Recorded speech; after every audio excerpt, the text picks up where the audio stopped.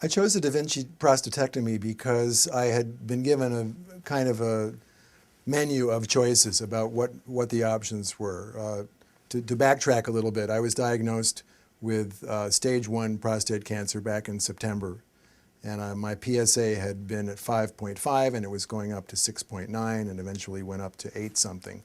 And so I was in a quandary, and the first urologist that I saw said, well, there's radiation or there's seeds or there's surgery. And none of those really appealed to me. I'm kind of an alternative guy. But friends of mine persuaded me that I should really deal with this quickly and just get the cancer out of my body. And I didn't want to put toxins into my body, which is what the radiation seemed to me to be doing. And I'd also heard that there were many cases of side effects from that. I think surgery became the ideal solution because the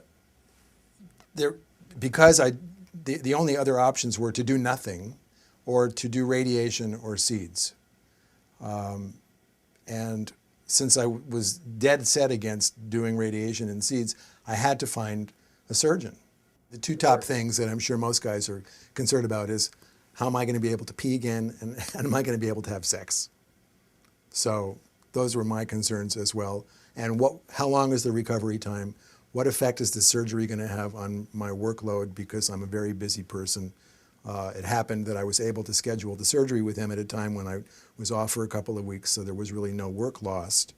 But down the road, you know, I had read, well, some people are flat on their back for 6 weeks or whatever, not with this particular kind of surgery, not with robotic, but with other kinds of surgery. And I have now, having been in the loop now, I have a number of friends that I've found that have had different kinds of prostate surgery, radical prostatectomies over the years, maybe 5 years ago, 10 years ago, who had a really hard time. And some of them have completely lost their potency, and some of them have had bladder problems and so forth. So I was really, you know, concerned.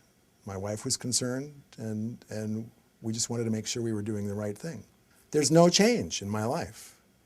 You know, my sex life has not been affected at all, and neither has my urinary function. It was a little uncomfortable at first, wearing the catheter. It was a week, so, you know, it was a very small price to pay. Suddenly I was taking the stairs 2 at a time again. I was back to walking on my treadmill or walking outside. And we were, you know, I would say we pushed the envelope a little bit on the sex. So they said 6 to 8 weeks, so don't tell. As far as the pain goes, I took painkillers, but not the prescribed painkillers. I took a less potent kind of painkiller for a week, I think, maybe a week after the surgery. And then I just went off it, and I didn't need them anymore. So I would turn around and say that to any friend of mine. I would say, get rid of the cancer. It's an unpredictable thing. You don't, I mean, it's supposedly a slow-growing disease, but every case is individual. And you have one body, and you have a chance with this kind of surgery to get rid of the cancer. So, you know, if you have an early stage of cancer and you have an opportunity to take advantage of robotic prostatectomy, I would unhesitatingly say, do this.